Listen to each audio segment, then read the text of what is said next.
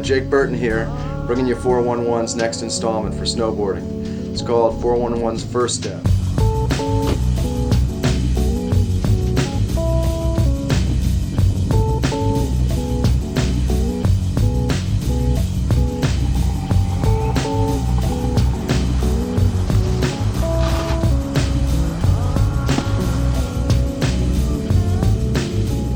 Keir Dillon's going to be teaching you the basics of the ollie. Next we've got Colin Langlois and Lougee showing you some basics on how to build your own jumps and how to start hitting them and doing some basic tricks. Ross Powers and Keir Dillon are going to show you how to ride some pipe.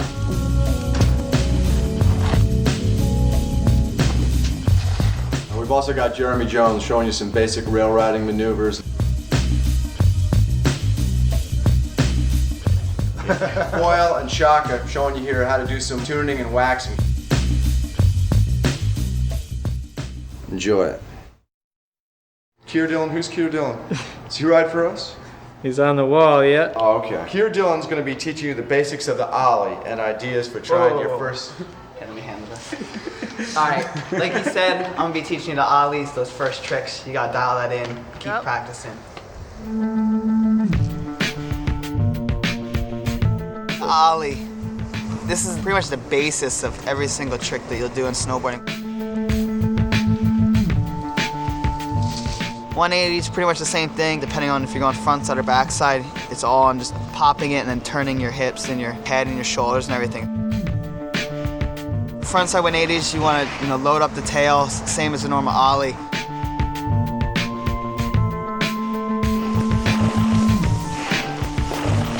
Kind of want to pre-spin your shoulders so that as soon as you snap, you can rotate them around and spot the landing when you come around. I think backside 180s are probably a little bit harder just because you're going a little bit blind, but snap it, turn your shoulders, and just commit to it, and you should be all good. Just as you're coming around, look down between your feet and spot the landing.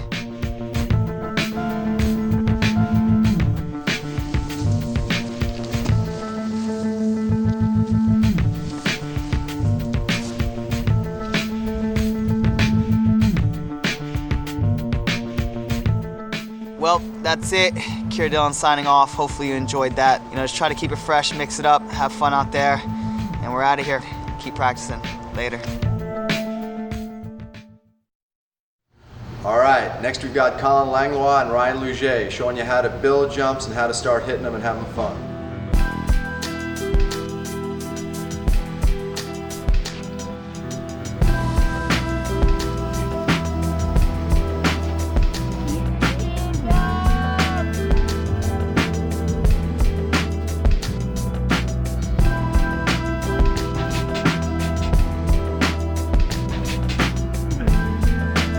Best places to build jumps, obviously we all like powder, and the most important thing is steep, deep landings. Other than that, that's up to you, creativity.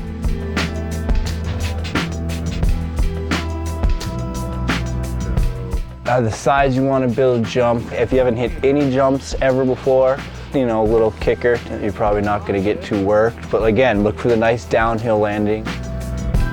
In the backcountry, the best way to build a cheese wedge is to mark out where you want the jump and make sure you have the direction set up so you're not headed towards any trees. And then just take the immediate snow surrounding and start cutting blocks is the way I do it. Start making the perimeter as high as you want and then just start filling in the inside. And if you're just in your snowboard boots, walking up and down the tranny of the jump, packing it down is the way you get it to sit solid like a park jump would.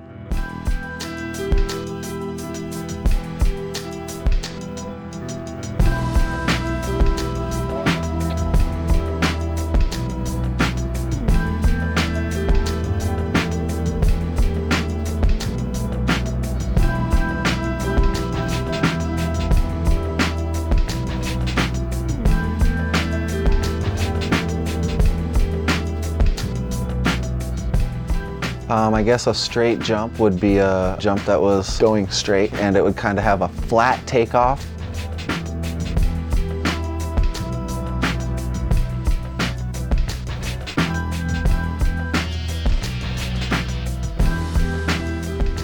A gap jump is basically a straight jump or tabletop with nothing in the middle, so there's more consequence.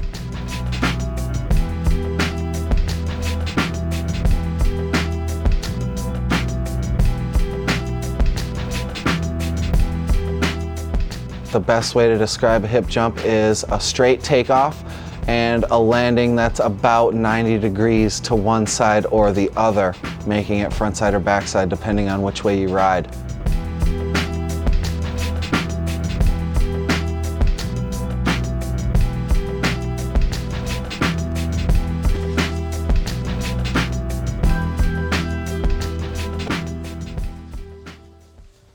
Backside 180s, off jumps. You want to go at it like you're going to do a straight air, but as you're going up the lip, you want to square your shoulders with your knees. Ollie and turn your shoulders back towards the lip slowly. Keep that slow rotation. Just be quiet with your body. You don't want a lot of scrambling because that will throw you off a lot of times. Just try and be as quiet as you can, as still. And as you turn around, you'll be able to see your landing. Set it down and try and ride away smoothly, and I guess that would be it.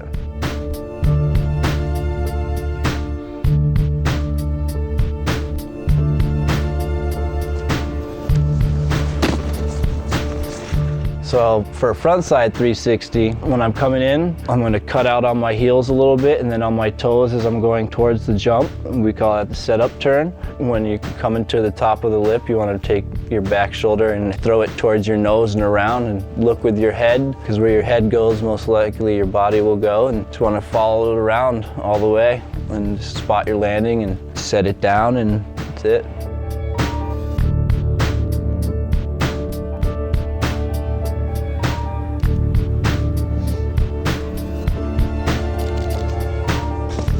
Backside 360. When you leave the lip, you don't want to twist too hard. You want to turn your shoulders almost to 180 right away and then grab, and then you kind of let your board and your body do its thing. And when you come around on that trick, you're facing the landing, so it's pretty easy to see where you're going. You just want to spot your landing and right away, and no hands on the ground. That's it.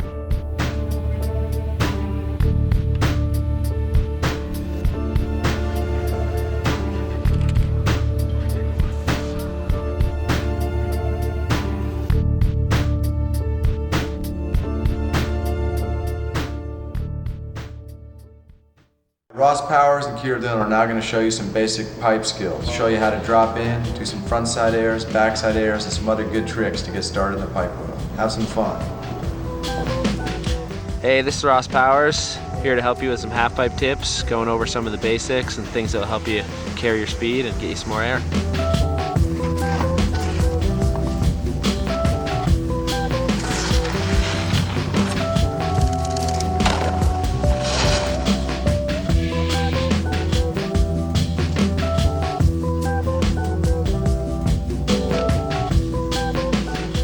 Going on, Keir Dillon hanging out at U-Ditch. It's gonna give you a little insight on some tips to do some straight airs out there.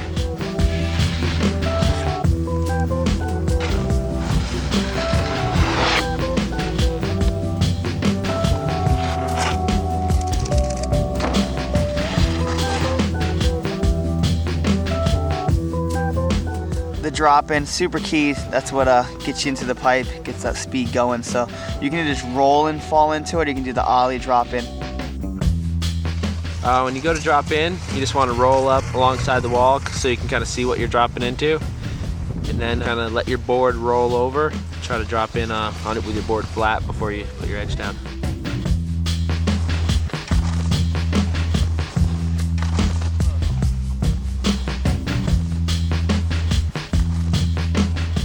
When you want a little more speed, you might want to ollie into the pipe. It's just like doing an ollie on the flat ground, but you want to ollie at an angle so you can go into the half pipe. Just like when you're dropping in basic, you want to ride along the wall, kind of look in, see where you want to drop. Then you want to ollie up, kind of turn 90, I guess you'd say, kind of land with your board flat.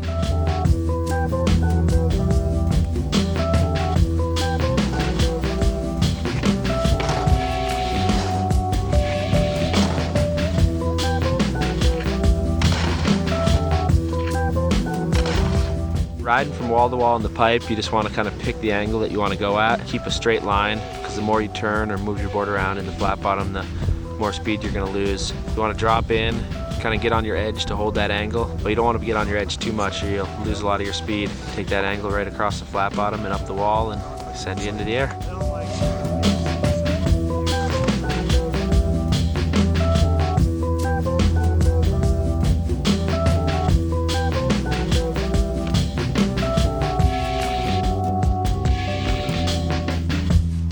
You want to approach the wall with your knees bent, kind of lay off your edge a little bit so you're not carving too deep into the wall. When you get to the top, you want a little bit of a pop, but you don't want to ollie too hard. Bend your knees, kind of try to be even in the air. Spot your landing. You want to try to land high up on the transition. It's a lot easier on your knees that way. You want to land pretty much with your base flat and then go on your edge towards the bottom of the transition. Pick your angle to go across the flat bottom. All right, a method air is when you go up your backside wall, you grab with your front hand in front of your front foot on your backside edge and you kick out your back leg, and it's definitely one of the most stylish tricks in snowboarding, I think.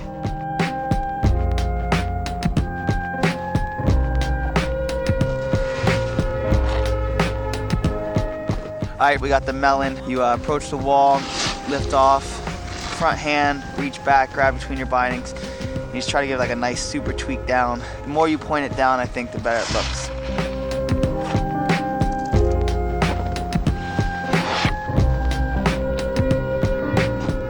Tail grab's gotta be one of the easier ones. As you're going up, you're naturally leaning back anyway, so just take your back hand, reach back, snatch your tail, try to suck your back leg up towards your chest and bone your front leg out as hard as you can. You can either point it up over the lip or kind of try and tweak it back over the edge of the pipe.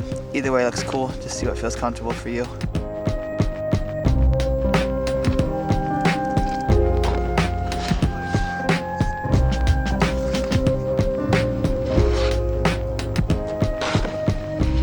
Stalefish on the frontside wall, go up there, turn your body, take your backhand, reach around your back leg in between your bindings. You can either try and poke your nose down and kind of like stand it all up tall, or just poke your back leg out, point as hard as you can. On an alley-oop, it's kind of like doing a 360 up the half pipe instead of down the half pipe. Take a straight line, kind of like you're doing an Air-to-Fakie. Go up the wall, turn your body up towards the half pipe, spot your landing, come back in, forward. Like on an alley-oop, you can go off forward and come back in forward. Air-to-Fakies, you want to drop in, a little more of an angle, go up, grab your board, kind of want to look towards your landing, spot it, come back in fakie. So you're just pretty much going up and down, back into the half pipe and coming back in backwards. Well, there it is, the basics, the straight airs, drop-ins, all the goods. Practice that up and you'll be ready for the next steps. Until then, see you later. Out of here. We've got Jeremy Jones showing you some basic rail riding maneuvers. Hey, I'm Jeremy Jones, and hopefully today I'm going to teach you a little bit about sliding handrails on a snowboard, whether it's wood or metal or concrete.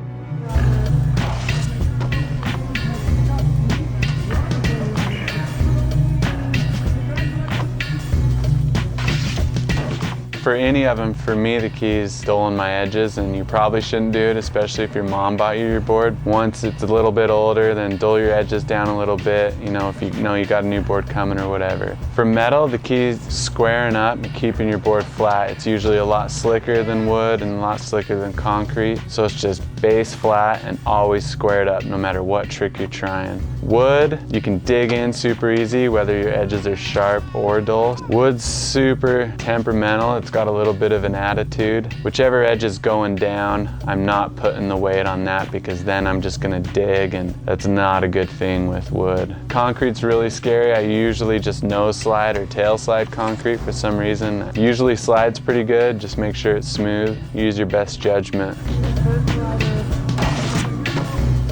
The 50-50 backside or frontside is just the board running straight down the rail. And to do that, you just come in parallel with the rail, pretty even with it and pretty straight, and you just hop up. If your back's facing it, it's backside.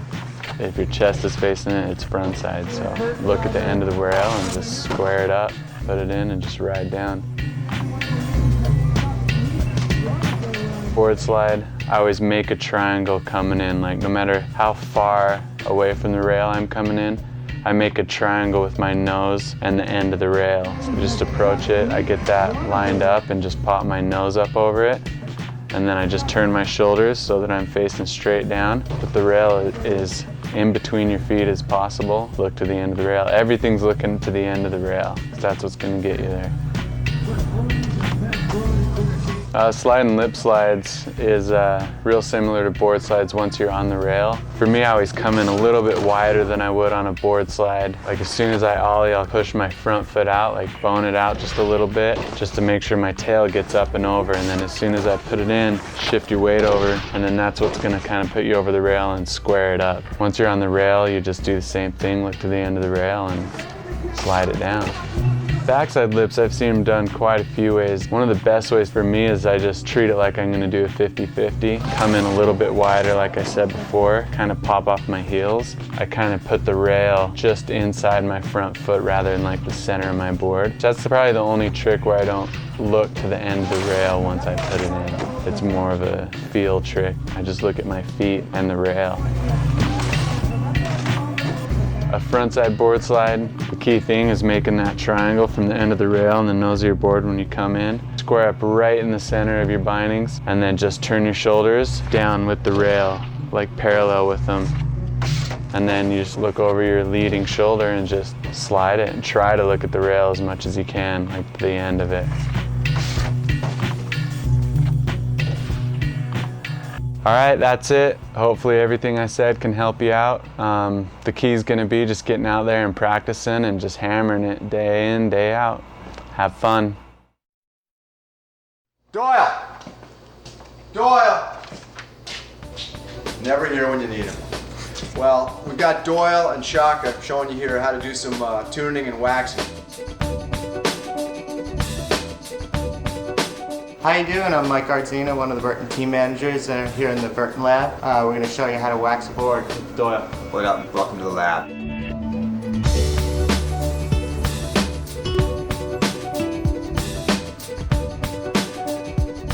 Hey, so it's important to get a couple of things together that you need before you get started. First of all, get your wax. Burton all temperature fluorocomp wax works pretty well most of the time, just about all conditions. Have a fresh scraper ready because you're going to need to scrape this stuff off. A little Scotch-Brite pad, get it at the grocery store. Clean your board up and steal an iron from your mom. Works great. Basically, the first step you want to do is make sure that all the old wax is cleaned off your board before you reapply wax. One of the good tools you have is your basic grocery store Scotch-Brite pad. Helps get some of the wax off and texture. You can also use the scraper if you left a lot of wax on. And basically that's the motion you want to use with the scraper to get the wax off. And that will get you to your next step, which is applying the wax. Get the wax nice and hot, and you can either drip it onto the board like this, or you can just touch the wax down and you can chalk it on the board.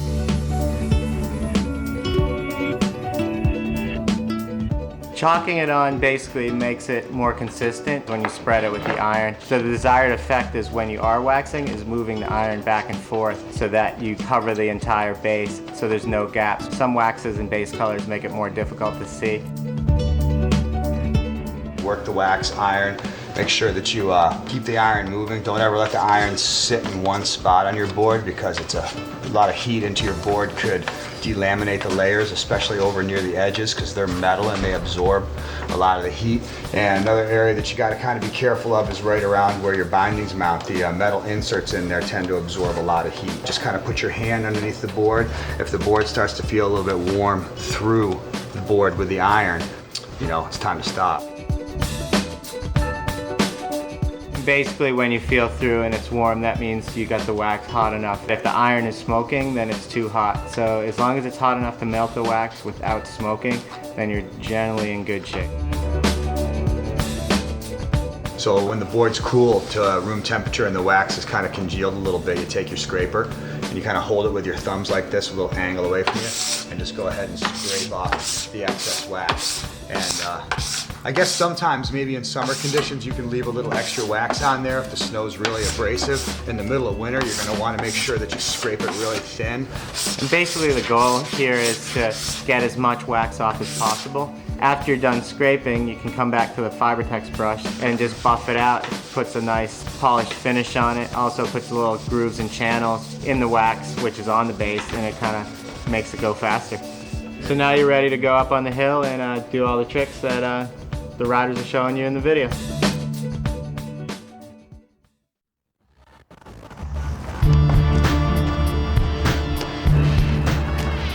I hope you enjoyed the video, and it's going to help you out learning some basic tricks, because remember, snowboarding is all about having fun and progressing.